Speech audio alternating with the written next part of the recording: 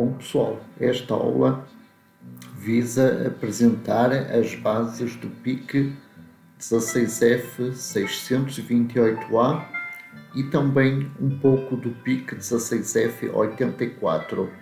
Portanto, vai ser feito um paralelismo entre os dois PICs. O primeiro a surgir e que neste momento está obsoleto é o PIC 16F 84.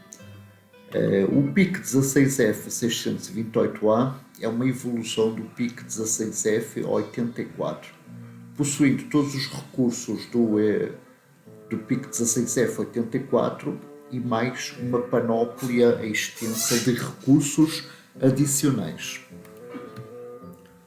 Portanto, o PIC ele possui toda a família dos PIC da empresa Microchip, independentemente do modelo, possui memória interna para armazenar programa e dados. Portanto, possui memória de programa e memória de dados. Oferece suporte a funções de alimentação e timer. Além disso, internamente, ele possui um CPU, portanto, um microprocessador ou unidade central de processamento, que contém internamente uma unidade lógica e aritmética que realiza operações lógicas elementares, tais como AND, OR, etc. E executa também funções aritméticas básicas, tais como a soma e a subtração. Além disso, estes microcontroladores da família PIC oferecem uma diversidade de periféricos, tais como entradas e saídas digitais. Além disso, existem alguns modelos de PICs que possuem também entradas analógicas, sendo estas multiplexadas internamente para que ligam depois a um conversor analógico digital também interno. Bom, a família PIC também oferece como periféricos a implementação de timers e manipulação de interrupções. Bom, numa das aulas anteriores viu-se que, portanto, a arquitetura de von Neumann, neste tipo de arquitetura, a memória de dados e memória de programa, tal como a interface com periféricos de entrada e saída, partilham o mesmo barramento de dados e o mesmo barramento de endereços. Como vantagem, portanto, a arquitetura de von Neumann permite uma divisão flexível da memória em programa e dados. Como desvantagem, as memórias de programa e dados são partilhadas e, portanto, apenas um componente de cada uma destas memórias pode ser acedido a cada tempo. Também como desvantagem, alguns barramentos, portanto, este tipo de arquitetura partilham o mesmo barramento para todos os tamanhos de memória, sejam elas pequenas ou grandes. Bom, isto leva-nos a uma segunda arquitetura, que é a arquitetura de Harvard. Portanto, na arquitetura de Harvard, cada área de memória possui o seu barramento de dados e o seu barramento de endereços. Podemos observar aqui a memória de dados, a memória de programa e também as interfaces com periféricos de entrada e saída. Cada uma destas áreas possui o seu barramento de endereço e dados específico. E, portanto, cada barramento apenas serve uma única uma única área de memória, seja ela dados, programa ou periféricos. Como vantagem, oferece aqui uma flexibilidade no tamanho dos barramentos, dependendo aqui dos tamanhos da memória. Por tamanhos de memória entendam-se não só o número de posições, tais como o tamanho das palavras binárias armazenada em cada posição de memória. Portanto, podemos ter aqui tamanhos diferentes, tanto para comprimento de memórias como tamanho de palavras binárias. Na realidade, o PIC16F628A ele tem palavras, portanto, as palavras na memória de dados ocupam 8 bits por cada posição e as palavras binárias na memória de programa ocupam 14 bits. Isto só é possível porque temos barramentos distintos. Outra vantagem é que podemos aceder aqui a diferentes áreas de memória em simultâneo. Cada uma delas tem o seu barramento específico. Como desvantagem, tanto a memória de programa como a memória de dados têm que ser separadas. Vamos ver aqui um pormenor da memória do PIC, portanto, neste caso da família de 8 bits.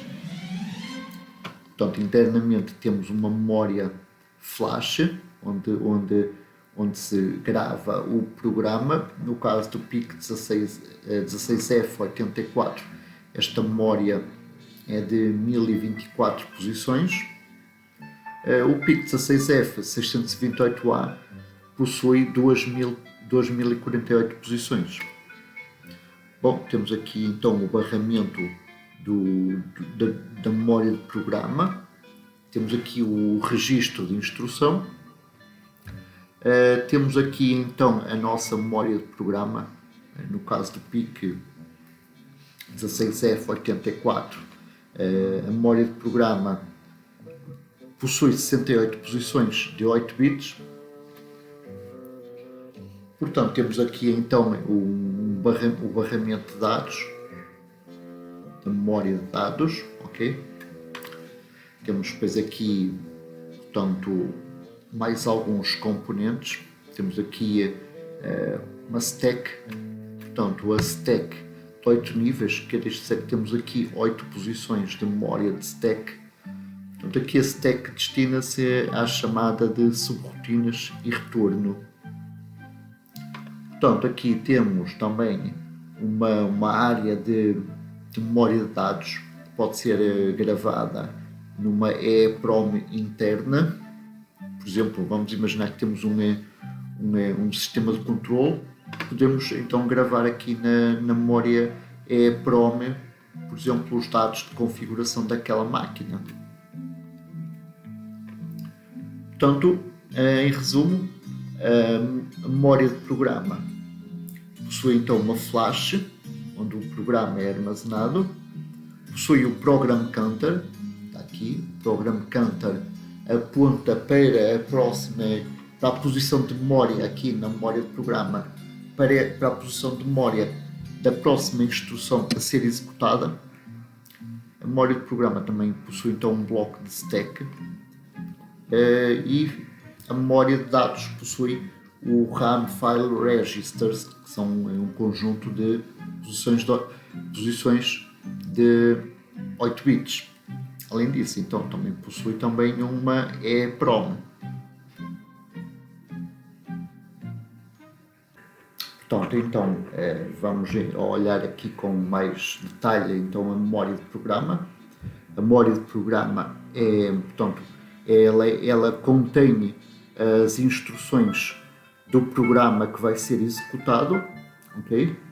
E a faixa de endereços na memória de programa. Portanto, um endereço é uma posição de memória e esses endereços vão do 0000 até ao 03FF, prefazendo um total de 1024 posições, no caso do PIC 16F84, e o Program Counter contém sempre o endereço da próxima instrução a ser executada. A stack é uma memória temporária que armazena valores do Program Counter em caso de chamada de instruções especiais, como o call e o return. Portanto, quando a gente faz um call, um call de uma subrotina que está numa posição específica, diferente do program counter atual. Então, o program counter vai ser guardado na stack e ele vai tomar o valor do novo endereço de onde está a subrotina. E, portanto, a próxima instrução a ser executada é que está no endereço de onde está a subrotina. Depois que a subrotina é terminada, ela tem que possuir sempre um return. Portanto, o return obriga o microcontrolador a ir ao stack e vai retirar lá o valor armazenado. O valor que está lá armazenado é o valor do program counter antes da chamada da subrotina.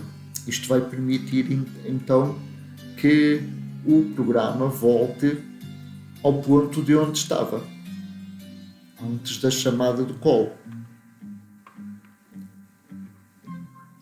Também existem palavras de configuração que definem as características configuráveis do microcontrolador quando o programa está sendo escrito no mesmo.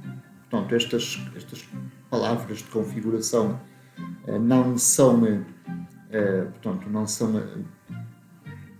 tidas em conta durante a execução do programa.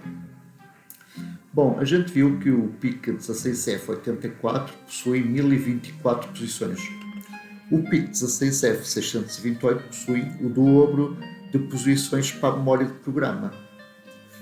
Além disso, ele possui 224 bytes para a memória de dados e 128 bytes na EEPROM, ou seja, possui um nível de armazenamento superior ao PIC16F84. Possui 16 portas de entrada e saída, ou seja, 16 linhas individuais digitais de entrada e saída que podem ser configuradas antes da execução do programa ou durante a execução. Uma boa regra é configurar as linhas como entradas e saídas no início da execução do programa e depois não mexer mais nessa configuração, mantendo essa configuração inalterada durante a execução normal do programa. Possui também um registro CCP que controla um PWM, Pulse Width Modulation. Possui internamente uma USART, o Universal Synchronous Asynchronous Receiver Transmitter, ou seja, possui um subsistema que permite enviar e receber simultaneamente dados seriais, assíncronos ou síncronos. Possui internamente 2 comparadores, possui 2 timers de 8 bits e um timer de 16 bits. É importante marcar esta diferença em relação ao PIC 16F84. O PIC 16F84 possui somente um único timer de 8 bits. Além disso, permite apenas implementar 8 mais 5 linhas de entrada e saída, ou seja, 13 linhas apenas, e não permite fazer PWM nem implementação de comparadores.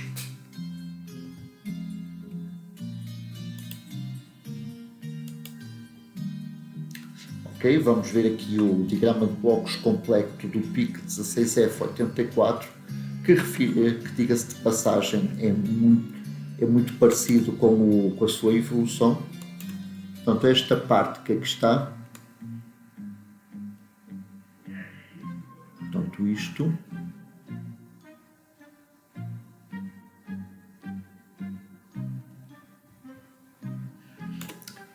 e isto também, não é? Tudo isto é comum ao PIC 16F628A. Sendo que, além de outras características que o PIC 16F628A possui, aqui a memória de programa no PIC 16F628A são 2000 posições, e aqui temos 224 bytes, aqui temos 224 bytes e não 68, e aqui temos 128 bytes e não 64, como no caso do PIC16F84. Okay. Podemos observar aqui o pinout do nosso PIC16F84. Podemos observar que ele possui a porta A e a porta B. A porta B permite configurar 8 linhas de entrada e saída, portanto, desde o RB0 até o RB7. O pino RB0 ele pode ser configurado, ele é para implementar uma interrupção. Okay? Se a gente configurar este pino 7 como um pino de interrupção, então a porta RB0, a sua funcionalidade fica desativada. E então desativamos então o RB0 e configuramos como interrupção. A porta A permite então configurar como entrada e saída 4 linhas e possui uma quinta linha que pode ser configurada também como linha de entrada e saída, não é? Que é o RA4, ou então permite configurar como uma entrada T0 CKI. Portanto, isto aqui é para estimular o timer 0, que é o único timer que o PIC 16F84 possui. Então, portanto, teoricamente a gente pode controlar 8 linhas de entrada e saída na porta B e 5 linhas de entrada e saída na porta A, fazendo um total de 13 linhas. Agora vamos observar aqui a nossa unidade lógica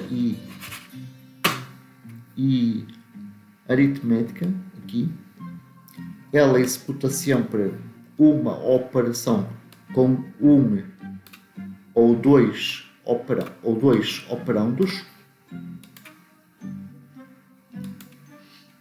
Portanto, um dos operandos pode vir aqui de uma das posições de memória aqui, que segue através aqui do barramento de dados, vem por este multiplexer e entra na ALU, ou pode, portanto, operar somente o conteúdo do registro W, ou seja, W de Word.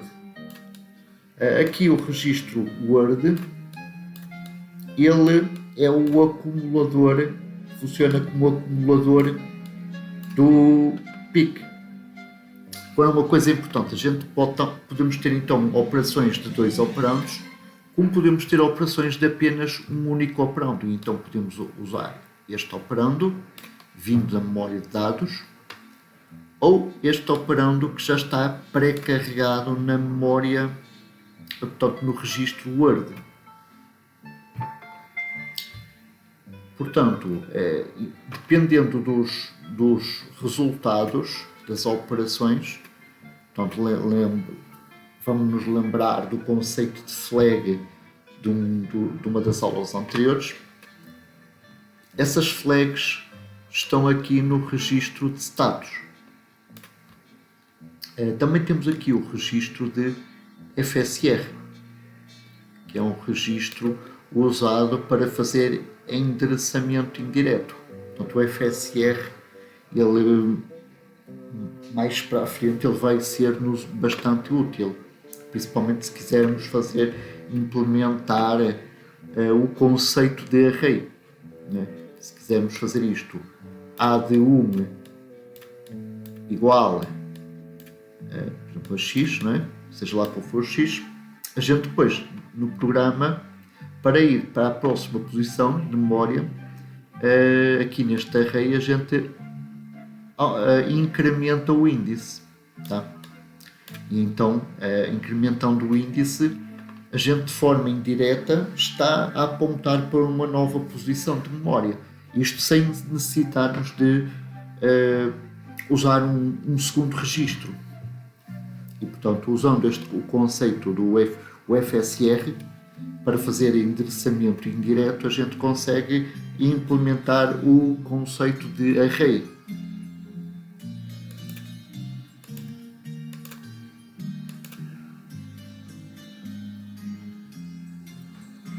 Podemos então observar aqui, portanto, o pino de clear, memory clear, ele é ativo a 0, tá?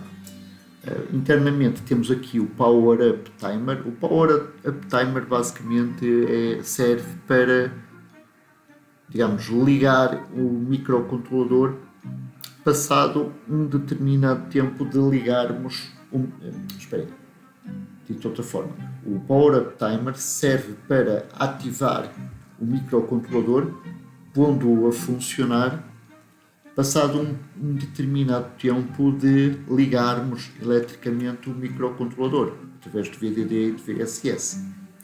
Isto porque no início, quando a gente liga o microcontrolador, quando a gente tem aqui a tensão nominal, a gente liga, isto é 0, quando ligamos a tensão pode demorar um certo tempo a atingir o valor nominal. E então isso vai provocar um funcionamento erróneo ou não funcionamento do microcontrolador.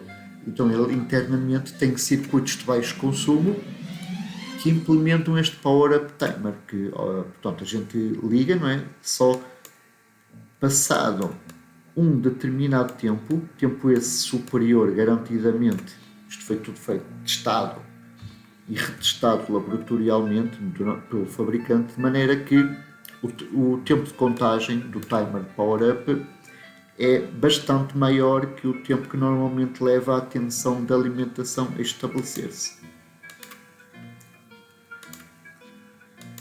Bom, aqui nós temos as entradas para o oscilador, se não optarmos por usar o oscilador interno do microcontrolador. Portanto, ele internamente tem um circuito de geração de temporização a partir de um clock mestre e distribui por aqui, por este bloco. Ok. Temos aqui então o Oscillator Startup Timer, que ele começa a funcionar apenas passado algum tempo. Portanto, ele serve para ativar este Power Up Timer. Temos o Power On Reset, que é um circuito que quando a gente liga a alimentação, ele dá um certo tempo também, portanto, para ativar o nosso microcontrolador. E o Power On Reset, o que ele faz basicamente é, portanto, colocar o Program Counter aqui na posição 000, ou seja, na primeira posição da memória de programa. Isto é bastante importante, que é para a gente garantir que sempre que ligamos o microcontrolador ou sempre que fazemos um reset aqui no Memory Clear, ele, sessão do reset ou sendo ligado, não é? Vai sempre apontar para a posição 0000, ou seja, o contexto inicial é sempre iniciado na posição 0000. Temos também aqui um timer especial, que é o Watchdog Timer. Ele por defeito está desativado. Portanto, este Watchdog Timer basicamente ele serve para fazer o seguinte: se ele estiver ativado, né, ele começa a contagem com 0, né, tem um valor de 0 e tem aqui um conjunto de períodos, né, de ciclos de relógio, ao fim dos quais ele vai estourar, ok? Portanto, quando ele estourar, o Watchdog Timer, ele normalmente vale 0. quando ele estourar, ele dá um impulso, dá aqui um pulso. Este pulso que vai fazer é basicamente o reset do microcontrolador. É como se o desligasse e ligasse novamente, fazendo com que o programa, do ponto que está, passe a executar novamente da posição 0, 0, 0. Para que é que isto serve? Bom, se a gente tiver um programa genérico, não é, que vai executando, vamos imaginar que o programa faz isto assim, em ciclo, ok? Então a gente tem, há uma instrução específica. Vamos imaginar que o watchdog timer neste momento vale M, ok? Se a gente executar a instrução de reset, portanto, de limpeza do watchdog timer, o seu conteúdo volta a zero. A gente faz o clear do watchdog timer e ele volta a contar do início. Se a gente colocar essas instruções periodicamente aqui no programa, obviamente garantindo que estes tempos de execução são inferiores ao tempo em que o watchdog timer leva para estourar. Normalmente o tempo que o watchdog timer estoura é bastante elevado, portanto, e aqui estas instruções, estes tempos de execução são da ordem de microsegundos, por exemplo, centenas de microsegundos, e então o watchdog timer, portanto, a gente colocando aqui estas instruções periódicas, vamos limpando o watchdog timer e impedimos-lo de estourar. E portanto o programa executa corretamente. Agora vamos imaginar aqui uma situação hipotética em que o desejável é isto, não é? Uma execução em ciclo, mas por algum motivo o microcontrolador está aqui bloqueado e não sai aqui deste ciclo indesejável. Bom, se a gente não usar o watchdog timer, ele vai ficar aqui eternamente. Agora vamos imaginar que a gente coloca a limpeza do watchdog timer periódica. Ok, aqui foi a última vez que ele limpou o watchdog timer e aqui bloqueou. Acontece que, eventualmente, enquanto ele está aqui bloqueado, o watchdog timer vai estourar. E ao estourar vai fazer com que o programa recomece novamente do zero. Ou seja, terminando aqui este deadlock. Ou seja, ele vai desencravar o microcontrolador. Claro que normalmente há duas hipóteses para que isto aconteça. Uma é o programa estar mal feito e a outra é alguma coisa, algum comportamento, portanto, inesperado ter acontecido. E é justamente para isso que serve o watchdog timer, é para recuperar o funcionamento do nosso sistema. Repito, o watchdog timer, por defeito, ele está desativado.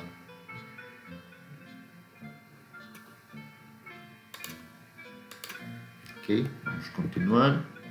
Vamos agora ver o diagrama de blocos do PIC 16F628A. O PIC 16F628A é muito idêntico ao PIC 16F84A. Portanto, toda esta parte aqui, isto aqui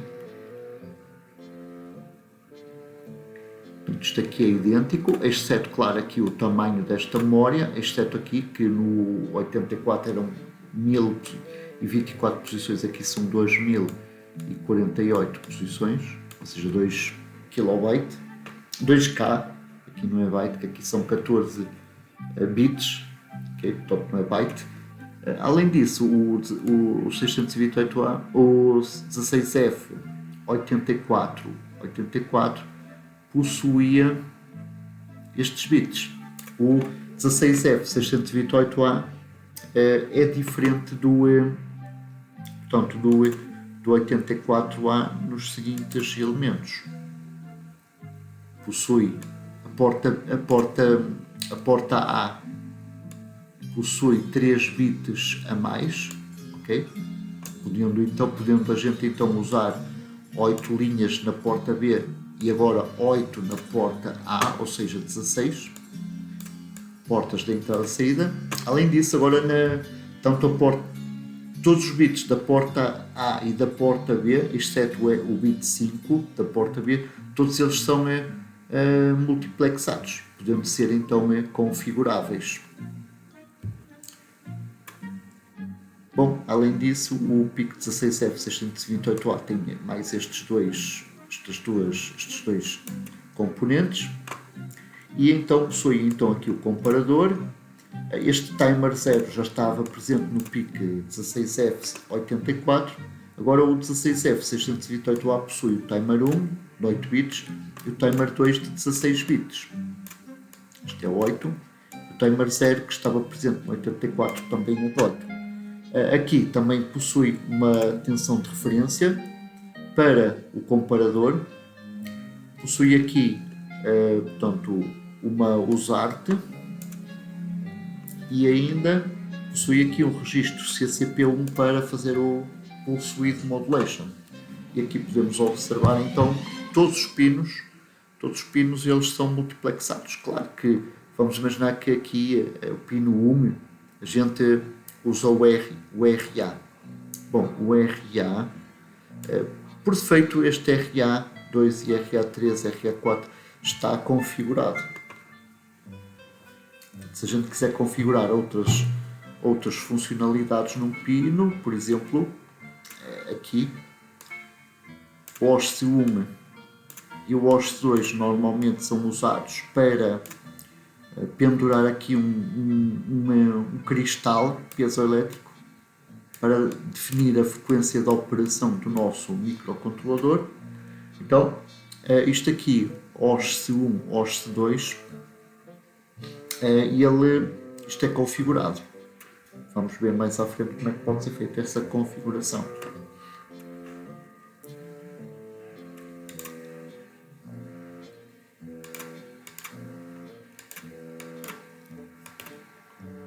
Bom, vamos ver aqui portanto, mais uma característica do PIC 16F628A.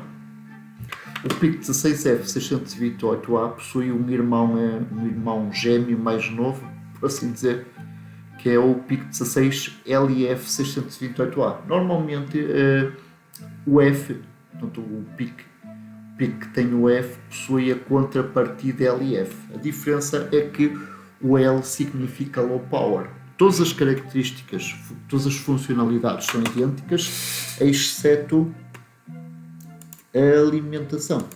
Enquanto que o PIC 16F628A normal pode ser alimentado com uma tensão mínima de 3 V até uma tensão máxima de 5,2, no PIC LF de low power, essa tensão de alimentação mínima pode descer para 2 V. Claro que vamos ver depois que existe uma contrapartida para uma tensão menor de alimentação e, claro, também uma menor dissipação de energia. Essa contrapartida é o PIC tornar-se mais lento, ou seja, aqui podemos usar o 16F a uma frequência nominal máxima, enquanto que o 16F628A a sua frequência nominal máxima será menor. Vamos ver agora um pouco da memória de programa. Portanto, tanto o PIC 16F84 como o PIC 16F628A possuem, portanto, esta parte aqui é comum a ambos. Temos então, ambos possuem um program counter de 13 bits, possuem um stack com 8 posições de memória de 13 bits, possuem também aqui a memória de programa. A memória de programa começa sempre na posição 0000H, okay? Que define-nos o vetor de reset e ambos possuem, portanto, usam a posição 0004 como vetor de interrupção. Bom, a diferença é que, então, como nós já vimos, é que o PIC16F84 possui apenas 1024 posições de memória, portanto, sendo a posição máxima endereçável a 3FF na base 16, enquanto que o PIC16F628A permite endereçar o dobro das posições de memória, ou seja, possuindo o endereço máximo de 7FF da base 16, ou seja, permite endereçar 2048 posições. Aqui temos menos um porque o valor 0 também faz parte. O endereço 0 também é a primeira posição de memória. Então podemos observar então aqui o mapa de memória de programa do PIC16F628A, que é então muito parecido com o do PIC16F84. A diferença é que o 16F84 termina aqui. Portanto, o On-Chip Program Memory termina na posição 3FF, enquanto que no 628A termina no 7FF.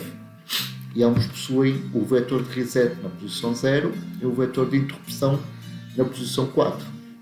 Então, passando agora para a memória de dados e os registros de funções especiais, ou SFRs, podemos observar então o seguinte: no PIC16F84 ele possui dois bancos de memória, o banco 0 e o banco 1, com endereços respectivamente de 00 até 4F em hexadecimal e 80 até CF em hexadecimal, sendo que a faixa de 50 a 7F e de 0 até FF não são implementadas no PIC16F84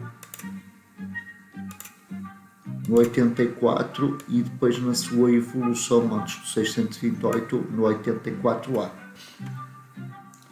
Vamos ver aqui o seguinte: os endereços base de ambos os bancos, do banco 1, o endereço base dele é 00H até 4FH, okay? O banco, aqui é banco 0, o banco 1 possui os mesmos endereços base, 00H até 4FH. A diferença é que, enquanto que no banco 0 o deslocamento é 0, é um deslocamento nulo, de maneira que o endereço total coincide com os endereços base, no banco 1 a gente tem que lhe somar 80.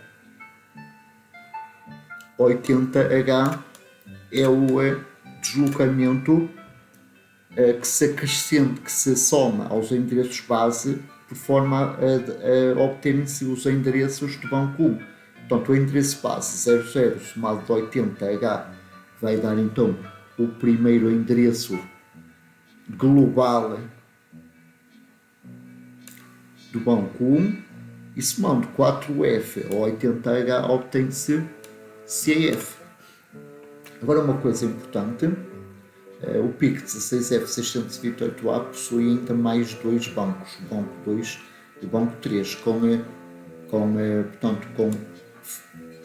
estando o banco 2 compreendido entre o endereço 100 e o endereço 17F, e o banco 3 entre o endereço 180 e o endereço 1FF.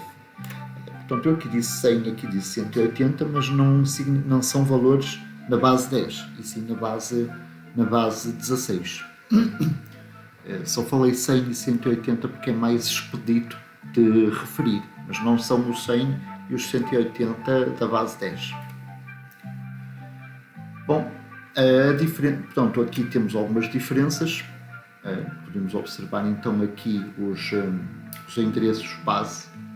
Portanto, o banco 0 do PIC 16F628 está compreendido entre o 0, o endereço 0, e não o 4F, e sim o 7F.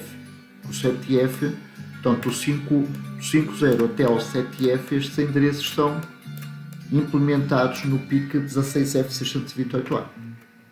Assim como o banco 1 está compreendido entre 80H e não CF, mas sim FF. FFH. Portanto, aqui é o banco 0 e aqui é o banco 1. Vamos observar aqui algumas semelhanças. Aqui o banco 0, o seu endereço base é 00, está entre 00 e 7F, e então o deslocamento a 0. No banco 1 o deslocamento continua a ser o 80H. Agora aqui no banco 2 o deslocamento agora é um 00H. Enquanto que para o banco 3 o deslocamento passa a ser 180H. E portanto os 4 bancos possuem a mesma faixa de endereços base, todavia possuem 4 deslocamentos que vão produzir os endereços totais.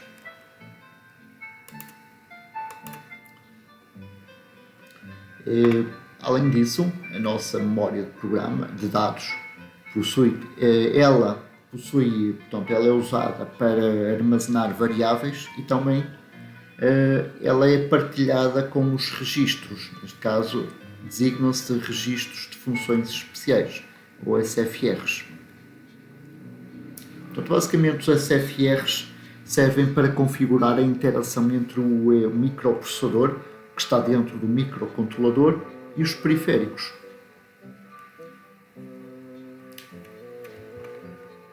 Portanto, então a memória de dados permite então ter registros, okay? Os registros e variáveis. Bom, além disso, a memória de dados também pode usar a EEPROM interna.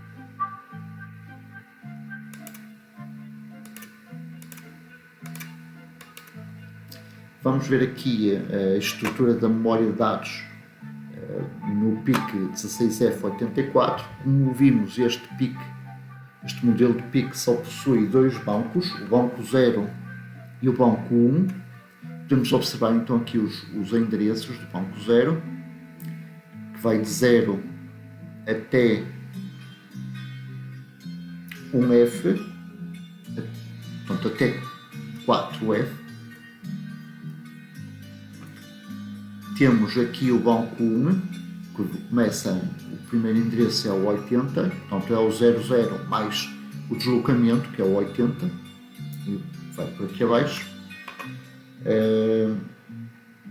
Portanto, se a gente quiser manter a compatibilidade do código no PIC 16F84 com o PIC 16F628A, a gente é melhor usarmos os endereços a partir do 20H, porque o PIC, aqui o 84 não usa a faixa de endereços 0C ou 1F, acrescida dos respectivos deslocamentos nos 2 bancos, mas o PIC 16F628A vai usar esta faixa de endereços aqui representados em amarelo, porque ele possui mais periféricos e, portanto, ele vai precisar de mais registros de controle. Portanto, os registros que controlam o PIC 16F84 estão aqui distribuídos entre os 2 bancos, desde a posição 00 até a posição 0B. Podemos observar aqui o registro INDF, o registro TMR0, que controla o timer 0, o PCL. O PCL serve para fazer, portanto, saltos no nosso programa. Portanto, o PCL pode ser usado para implementar lookup tables. Temos aqui o registro de status, que é as flags, o FSR, que vai ser usado para fazer implementação de arrays, Portanto, para fazer endereçamentos indiretos, temos aqui a porta A e a porta B, que são basicamente contém os valores de leitura ou escrita das portas, caso elas sejam configuradas como entradas e saídas, okay? Leitura e escrita dos bits individuais. Reparemos agora o seguinte, vamos ver aqui o caso da porta B. O porta B tem os valores de escrita ou leitura, está na posição 06. O porta B tem o registro gêmeo, que é o triz B, assim como o porta A tem o triz A. Existem PICs com porta C e porta D, e neste caso eles vão ter o triz C e o triz D. Portanto, aqui nós só temos a porta A e B. O triz B, ele vai servir para configurar aqui a porta B. Portanto, o valor 01 vai indicar se aquele bit específico, naquela ordem, não é? Aqui no registro, vai ser saída ou entrada. Bom, temos aqui também registros que controlam a escrita na EEPROM. Okay. Temos aqui um registro importante, que é o INTCON, que é o registro que nos vai permitir manipular e ativar interrupções. Agora, uma coisa importante é o PIC 16F84, ele vai só até ao endereço 7F, desculpem, vai só até ao endereço 4F, aqui representado a vermelho, e permite que se utilizem estes endereços para variáveis, embora seja recomendável usar os endereços acima de 20H para variáveis para mantermos a compatibilidade com o PIC 16F628A. O PIC 628A ele permite usar esta faixa adicional de endereços para a nossa memória de dados. Além disso, isto que aqui está, estes dois bancos, vêm multiplicados por 2, porque o PIC 16F628A possui o banco 0, o banco 1, o 2 e o 3.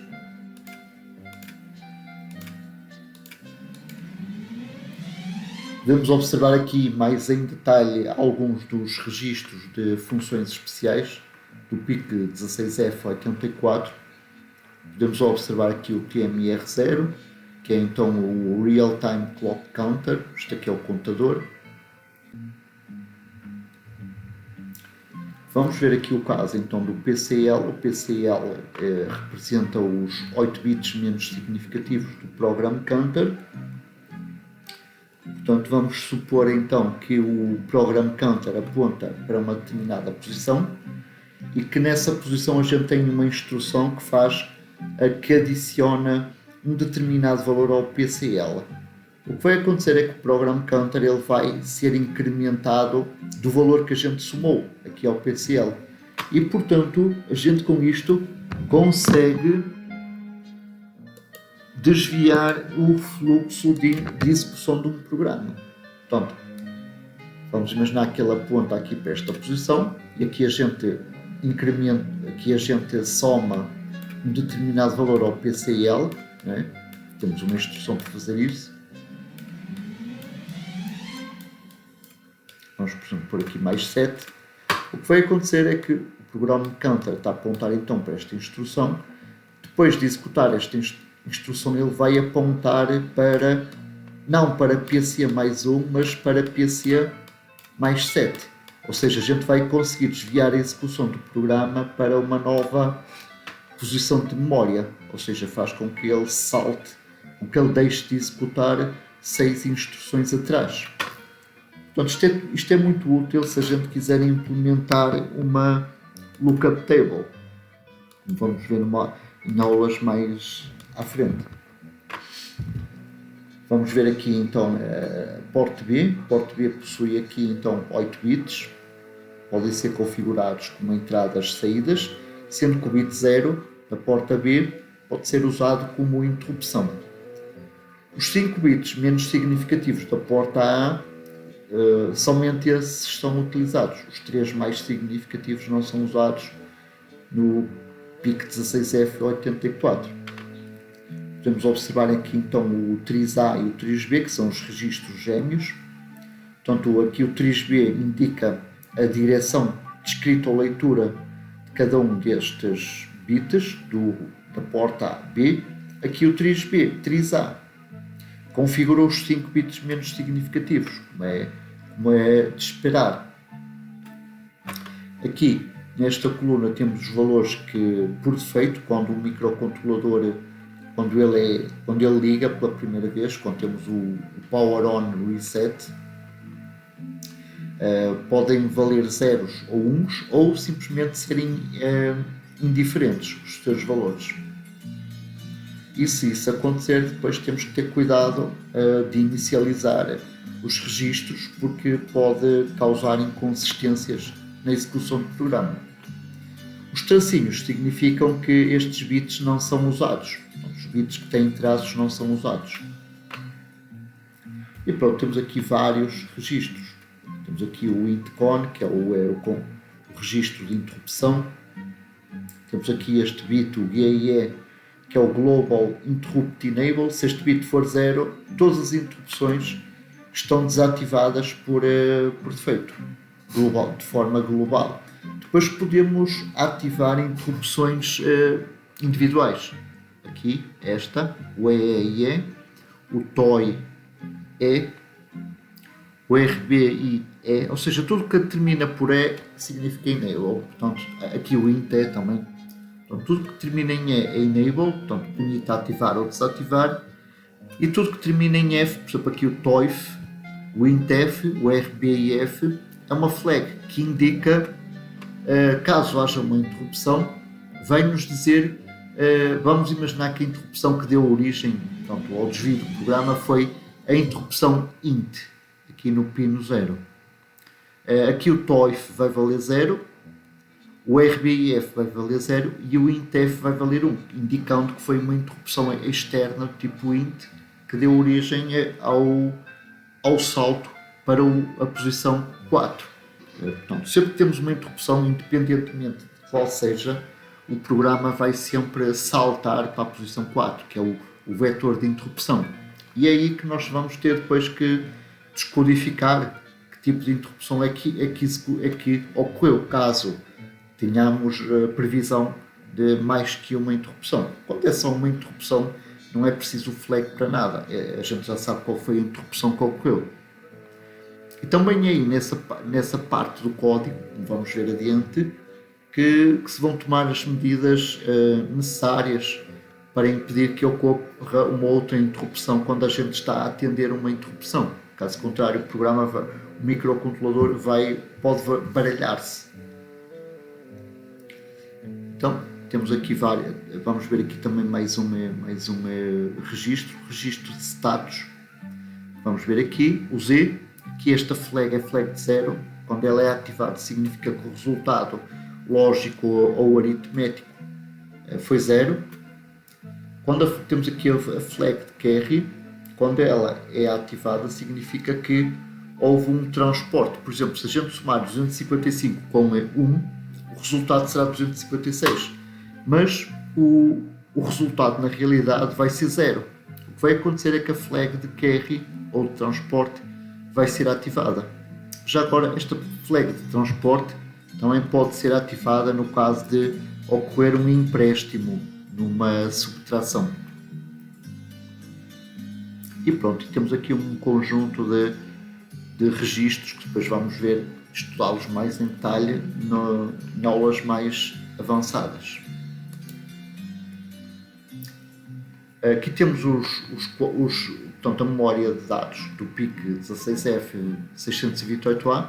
Então podemos observar aqui a existência de 4 bancos, enquanto que no PIC 16F84 o endereço máximo era o 0B, terminando aqui no INTCON, no caso do banco 1, e o INTCON no caso do banco 0.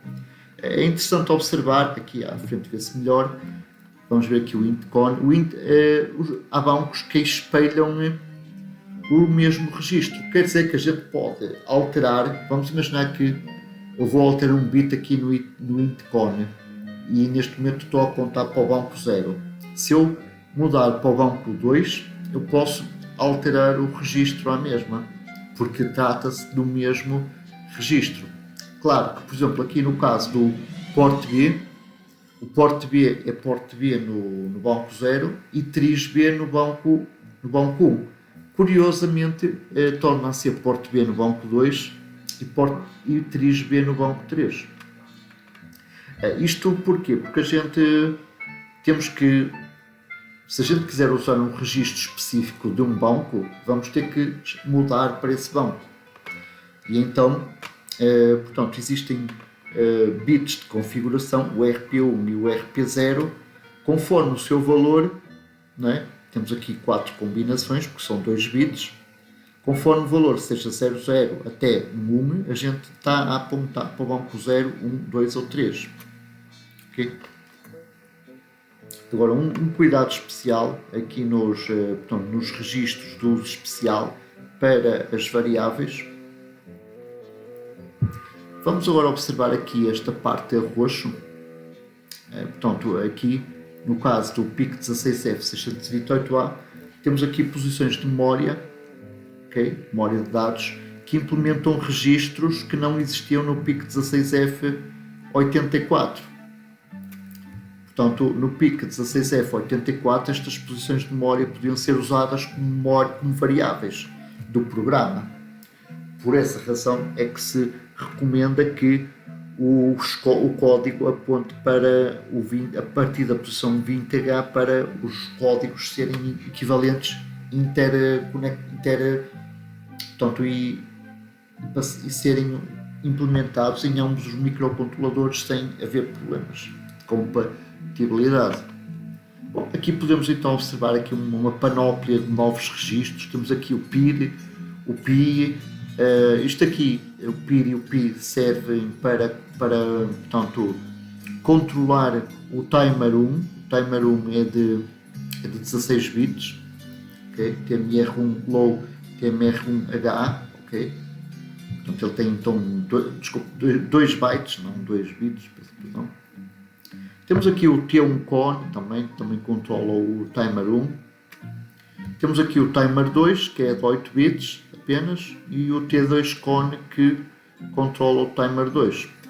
O PR2 controla o timer 2 também. Depois temos aqui os registros para o PWM, Pulse Width Modulation. Temos aqui os registros de transmissão e o registro de recepção, o RC-Reg. Temos aqui outros registros para controlar a memória EEPROM, etc.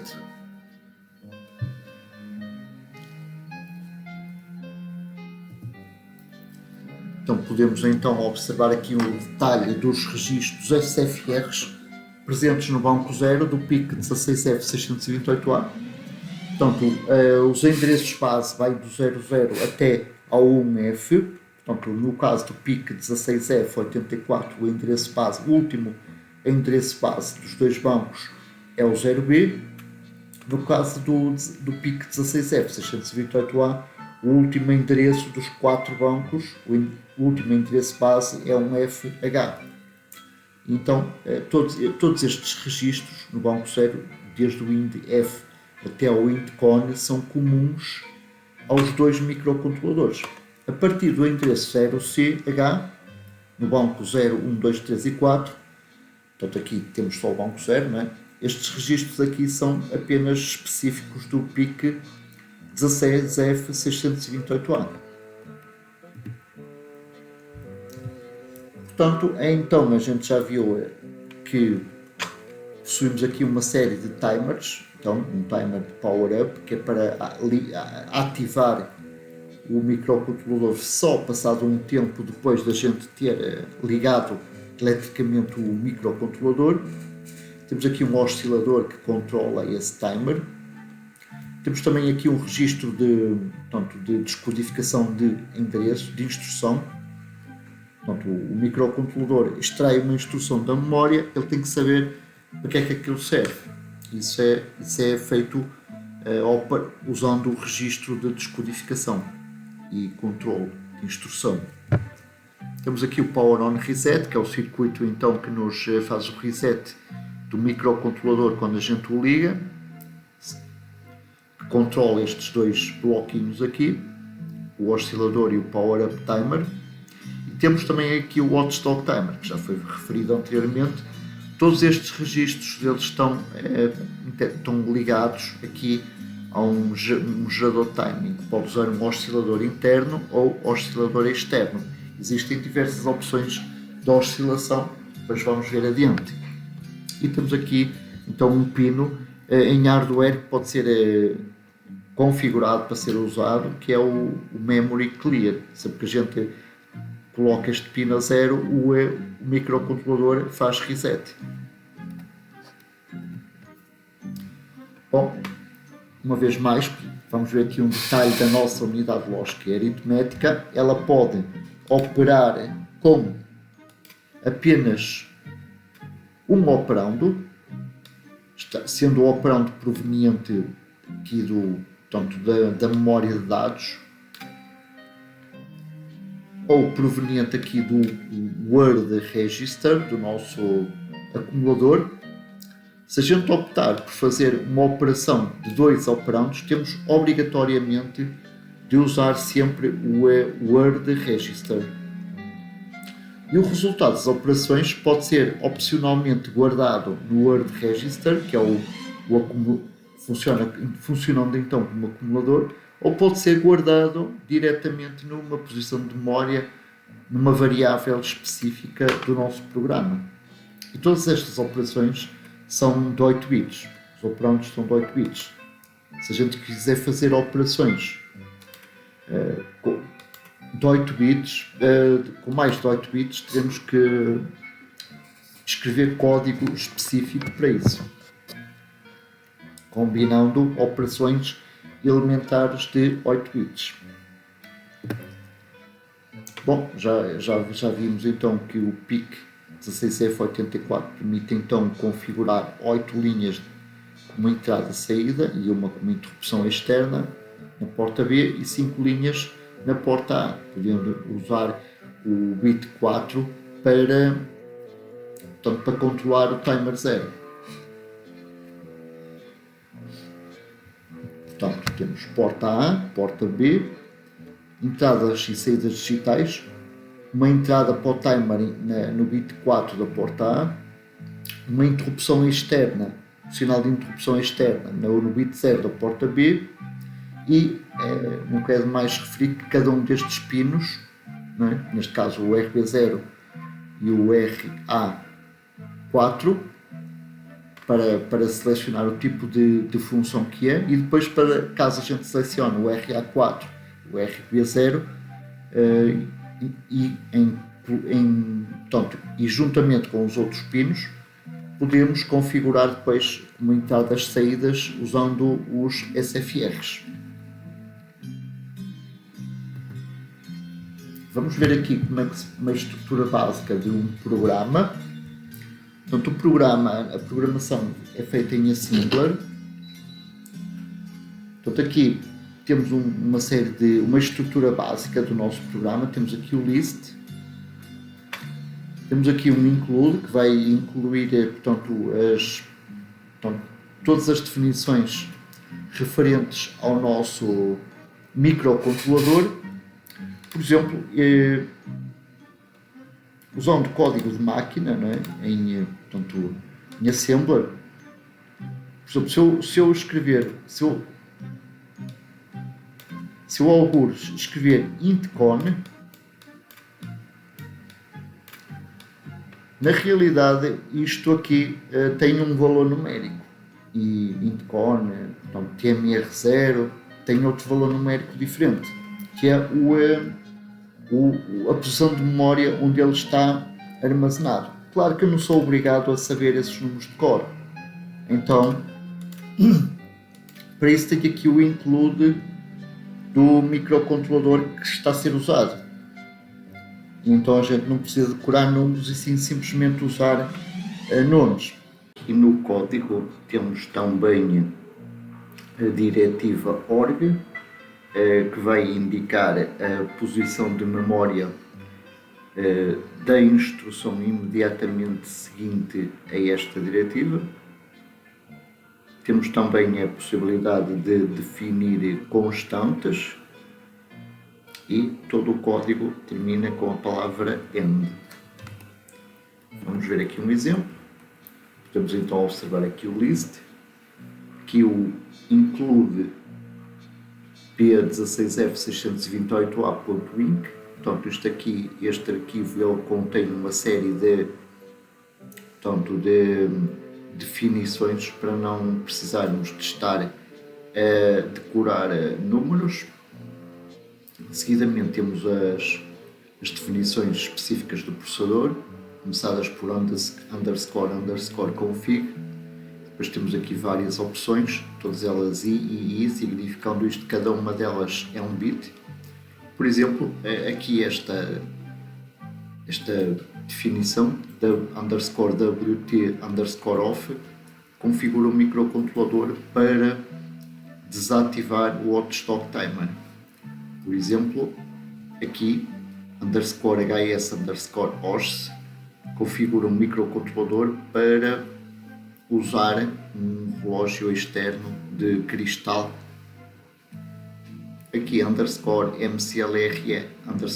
por exemplo, habilita a possibilidade de fazer o reset do microcontrolador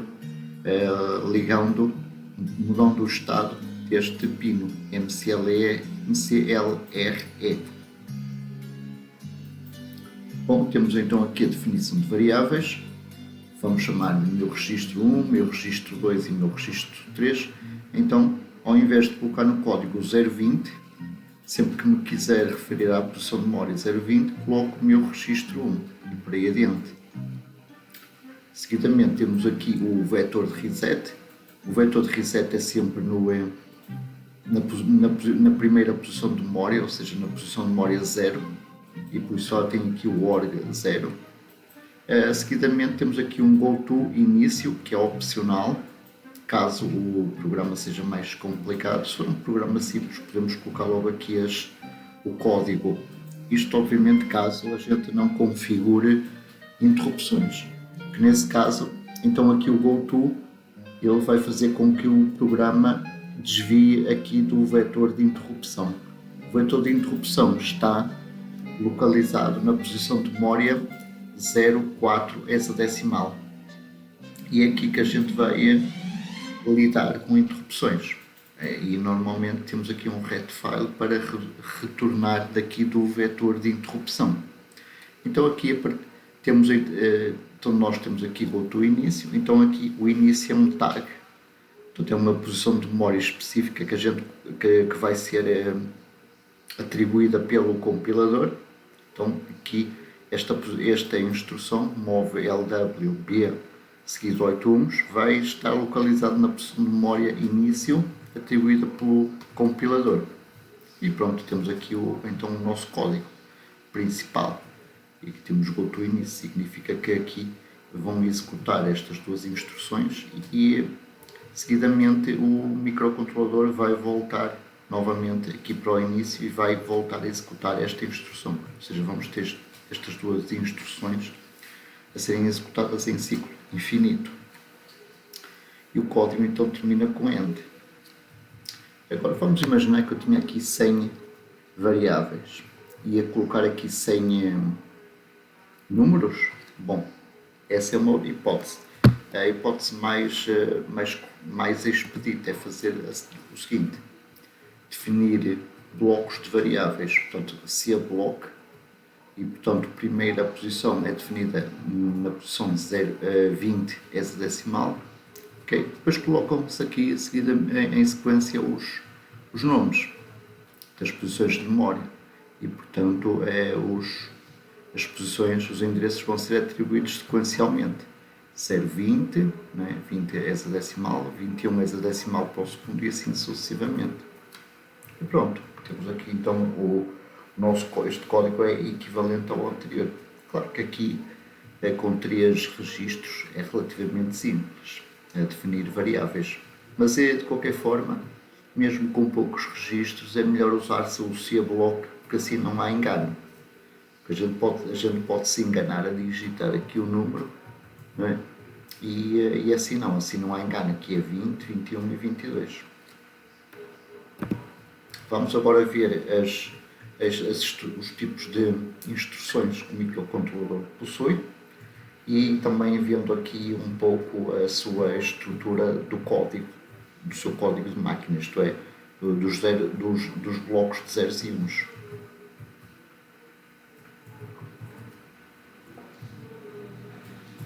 Então, temos que as instruções, portanto, elas têm então 14 bit. Portanto, temos aqui o bit mais significativo, que é o bit 13, e aqui o bit menos significativo, que é o bit 0. Normalmente, o primeiro campo é sempre o opcode, o que especifica o tipo de instrução, seguido de operandos, operando 1 e operando 2.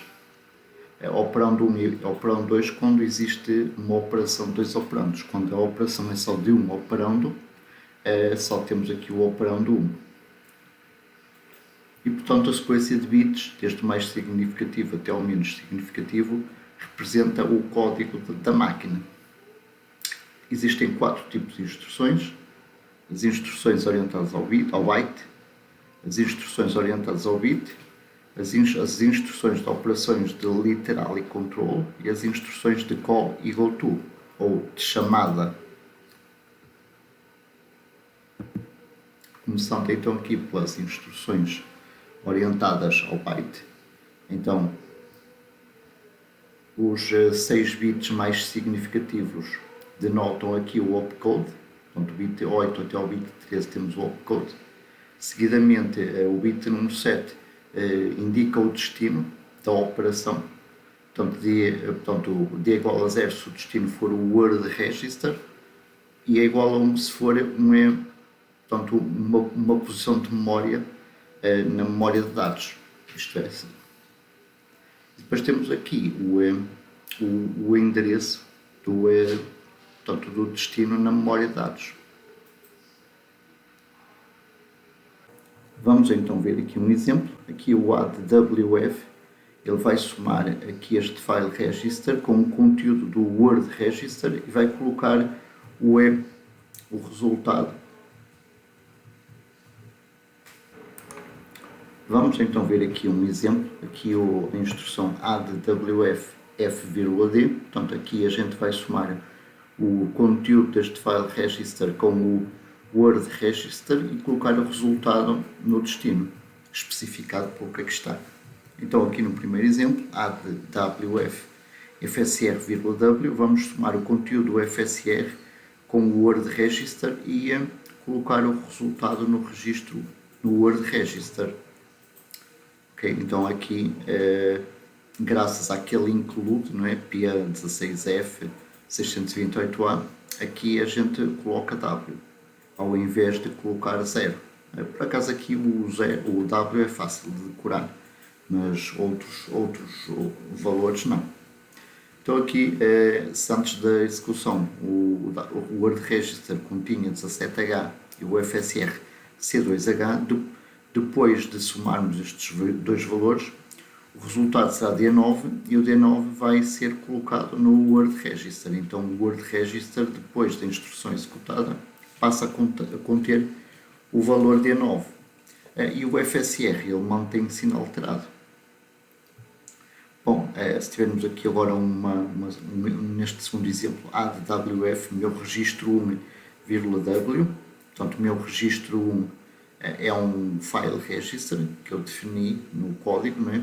Então está-se aqui a somar o conteúdo do meu registro 1 com o conteúdo do word register e colocando o resultado no word register, isto é, o conteúdo de word mais o conteúdo do meu registro 1 vai para o word register.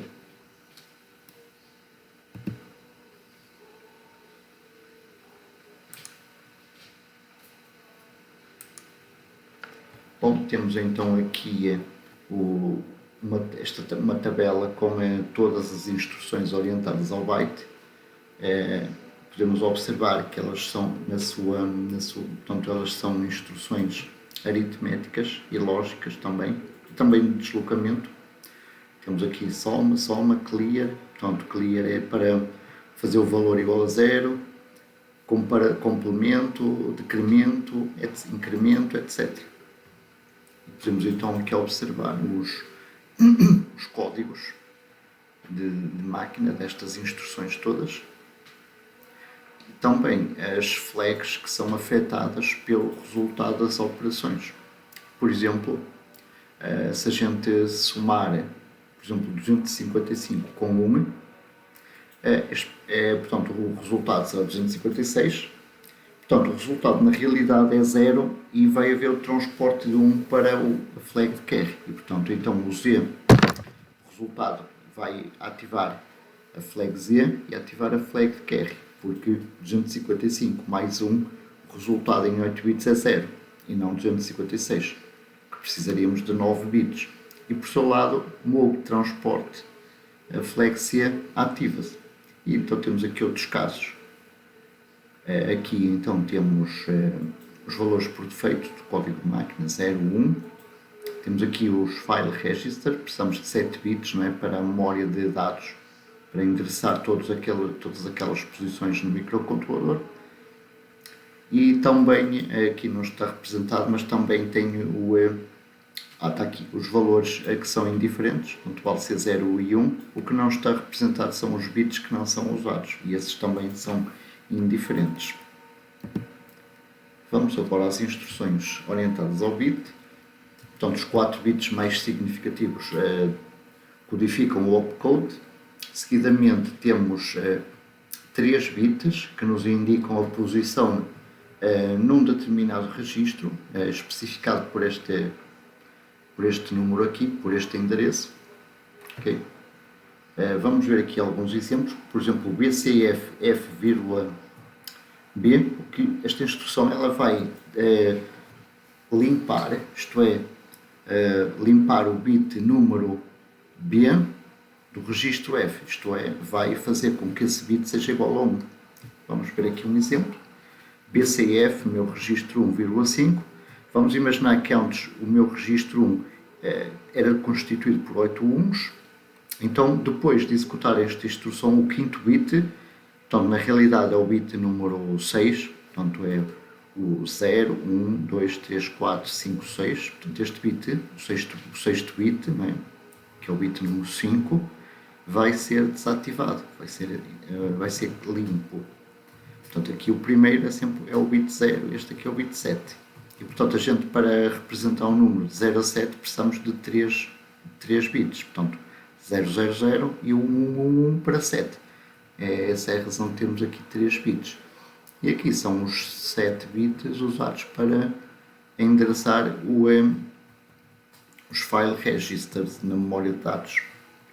Vamos ver aqui a instrução complementar ao BCF, que é o BSF, meu registro 1, torneira.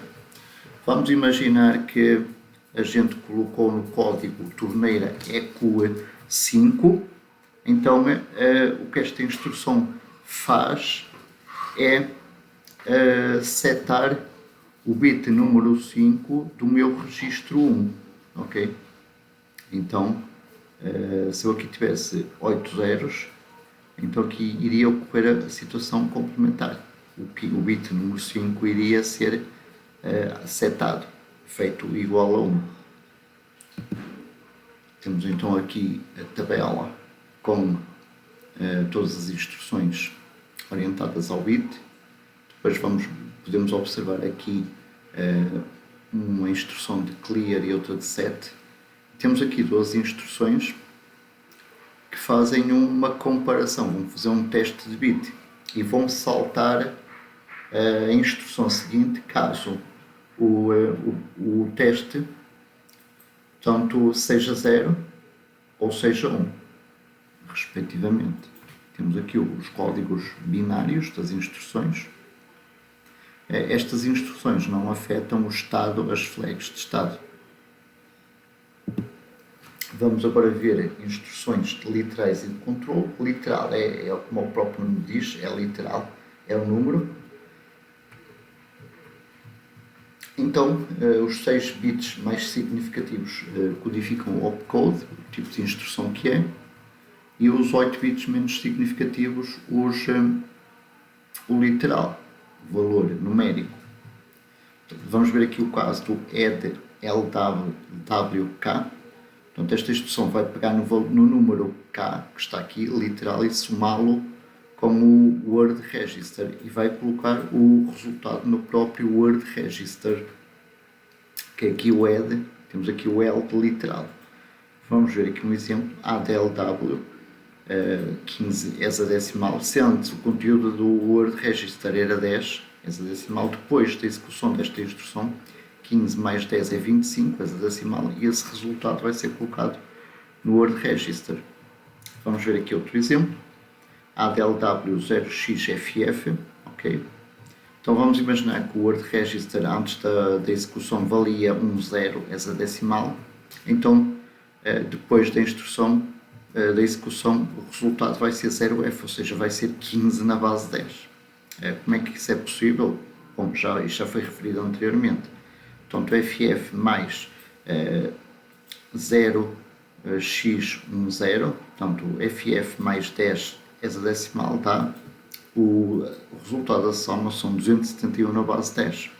Ora, o 271 é 256 mais 15, que 15 é o resultado que ficou no word register, resultado em decimal, okay? E 256 portanto, é o valor que a gente teria se tivéssemos 9 bits. Portanto, o que vai acontecer é que o resultado desta soma aqui, o resultado desta instrução, vai ativar a flag de carry, indicando que houve então o tal transporte, para nos avisar que está presente um nono bit, que não é representável pelos registros de 8, e que de alguma forma terá de ser tido em conta. Então temos aqui a tabela com todas as instruções de literais e de controle. Então temos aqui a ANDLW, portanto esta é soma algébrica, esta aqui é um AND, portanto é uma operação lógica, temos aqui call, goto, retfi, etc. Portanto estas goto, call, retfi são return, retlw, sleep são instruções de controle. Okay? Vamos ver aqui o caso da soma. Portanto, a soma, temos aqui então o seu código de máquina, temos aqui então o K, que é os 8 bits que se referem ao valor literal, que o X é indiferente. Então a soma, ela afeta, como era de esperado, o flag de carry. Se por acaso a gente tivesse a somar, por exemplo, 255, portanto 255 literal ao valor 1 previamente armazenado no word register, o resultado seria 256. Então o resultado em 8 bits na realidade é 0. Então iríamos ter a ativação da flag Z e da flag C por causa do transporte do resultado ser 256. Pronto, e temos aqui outras instruções. Pronto, podemos observar que as instruções de control call, goto, por exemplo, elas não afetam retfi, retlw, return, elas de controle, elas não afetam as flags, só as literais, porque têm operações aritméticas ou lógicas presentes e então podem resultar em valores nulos ou transportes ou outras situações. Vamos agora ver aqui, portanto, as instruções de call e goto. Portanto, call e goto, o opcode ocupa 4 bits e depois temos aqui 11 bits literais. 11 bits é o valor de onde o programa, portanto, é o endereço para onde o programa deve saltar. Portanto, é um valor imediato. Portanto, vamos ver aqui um exemplo, call K, portanto, aqui neste exemplo call delay. Então, se antes da instrução, antes da chamada desta instrução, call delay, o program counter era igual à linha 1, não é? que era a linha imediatamente a seguir a esta instrução. Depois da execução dessa instrução, deste call, o program counter vai apontar para o endereço delay. Okay? Este delay é um tag escrito por nós para nos facilitar a tarefa. Depois isto vai ser traduzido no endereço do microcontrolador pelo compilador.